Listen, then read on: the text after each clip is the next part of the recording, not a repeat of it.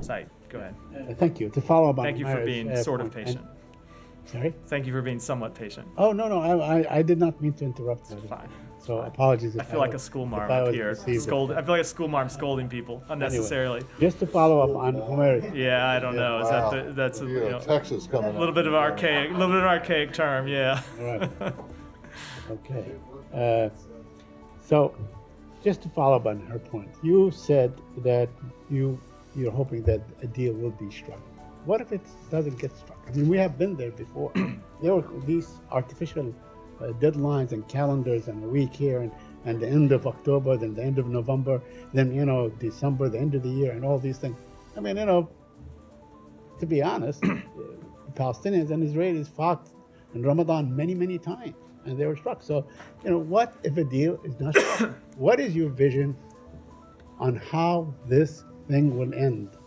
So I'm not going to deal with a hypothetical, as I think you know. I will tell you, though, I think it's a fair question about where we want to see this conflict go. In the short term, we want to see, as I said in response to several other questions, a temporary ceasefire that allows us to get the hostages out, bring more humanitarian assistance in. But we have also been very clear, and if you've looked at the Secretary's many public comments on this, he's been not just clear but quite detailed in what we want to see in the long term. And what we want to see in the long term is a durable agreement that brings about peace and security for both Israel and Palestinians through the establishment of an independent Palestinian state with real security guarantees for Israel further integrated into the region. That is our long-term vision, and that is what the Secretary has been focused on through his diplomatic engagements in the region, and it is what we will continue to pursue. Now, the first step in that is getting an agreement to get the hostages out while we work on this longer-term plan for the region. Mm-hmm. Well, yeah, I'm sorry, a couple more points. But, in the meantime, people can't get food. I mean, kids, children,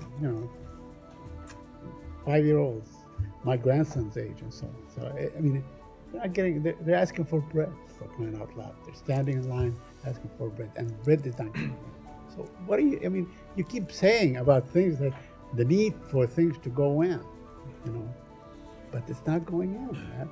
So the humanitarian situation in Gaza continues to be extremely difficult, dire for many people, which is why we continue to focus all of the efforts of the United States to improve that situation. When it comes to bread, the United States has funded flour that would feed 1.5 Palestinians for 5 months.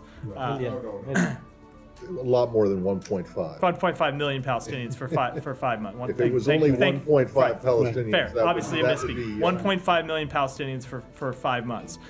We have worked to not just fund humanitarian assistance, but get it into Gaza and continue to stay engaged on that every day, not just on the big picture issues, but on very minor logistical issues that have a big impact, things that seem minor but that have a big impact in getting in. Is enough food and water and other humanitarian assistance getting in? Absolutely not, which is why we continue to stay engaged to improve the situation every day.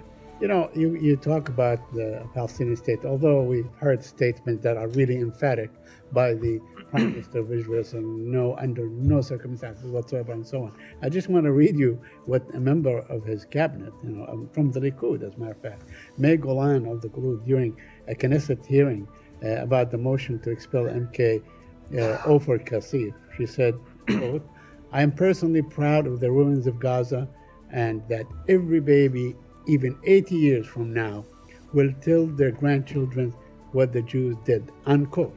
I mean, this is this is not someone extreme. It's not Smotrich. It's not Ben Gvir. This is in Prime Minister Benjamin Netanyahu's party. Said, I would encourage you to take a close look at the comments the Secretary made in Tel Aviv at a press conference 2 weeks ago, where he talked specifically about the effects of dehumanizing language and why it's important that no one on either side of this conflict dehumanize anyone else.